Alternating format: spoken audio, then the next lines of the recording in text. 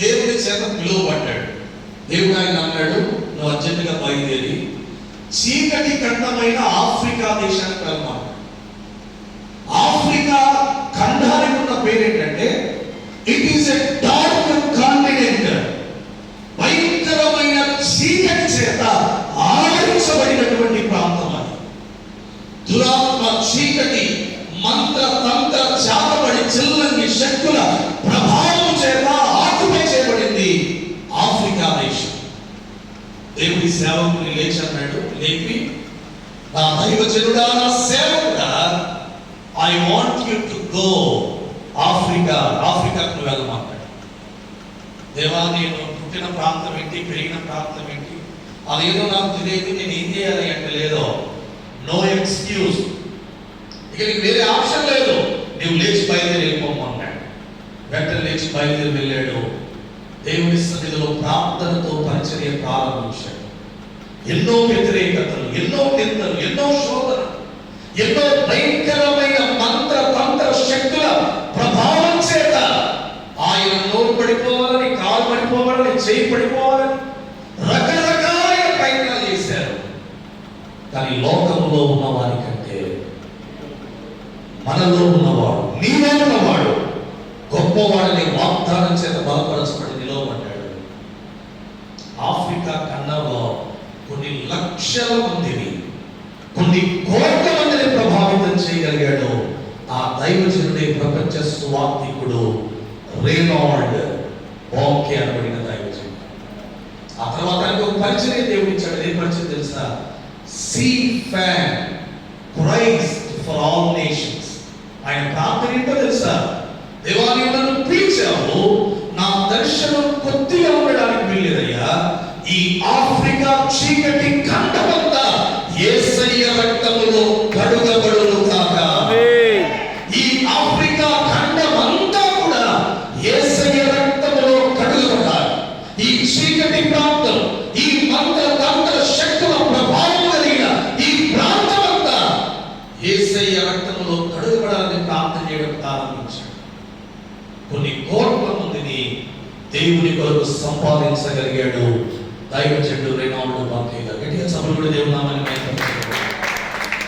దైవజనుడుగా దేవుని సేవకుడికి ఏం అడగాలి? మనం కాలేబు గారు ఏమని ప్రార్థన చేసుకున్నాడు, ఏమని ప్రార్థన చేస్తాడు? కాబట్టి ఆ దినమున యెహోవా సెలవిచ్చిన ఈ కొండ ప్రదేశములో నాకు నాయకులు కొంతమంది చెప్పారు.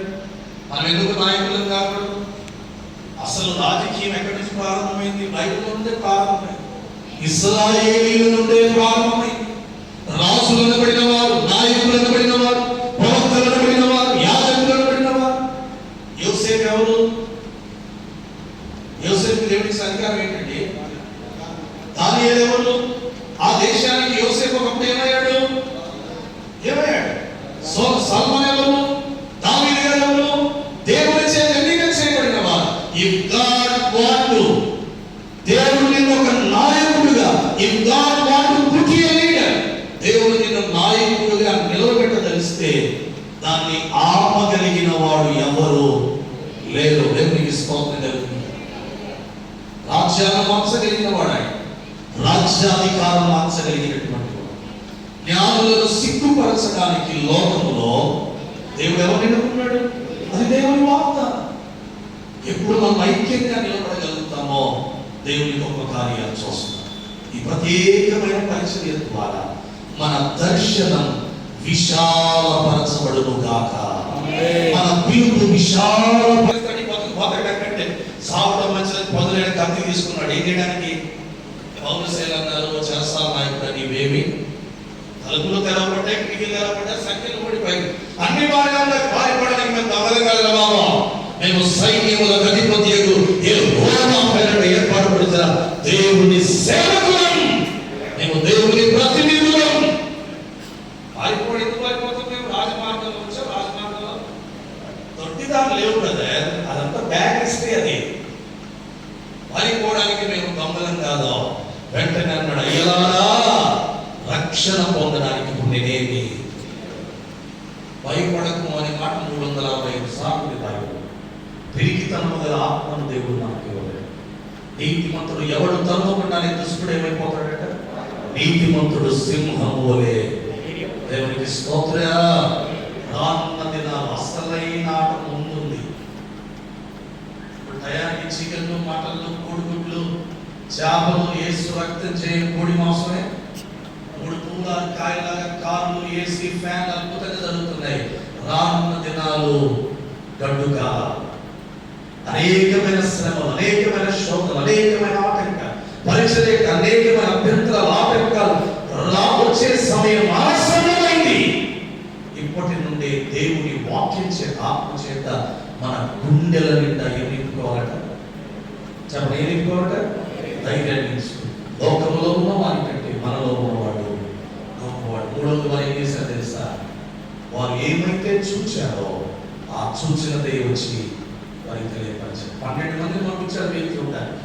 10 మంది అన్నారు వాళ్ళతో మనం పెట్టుకోవడం మా వల్ల కాదు, మనకంటే వాళ్ళు ఎవరు?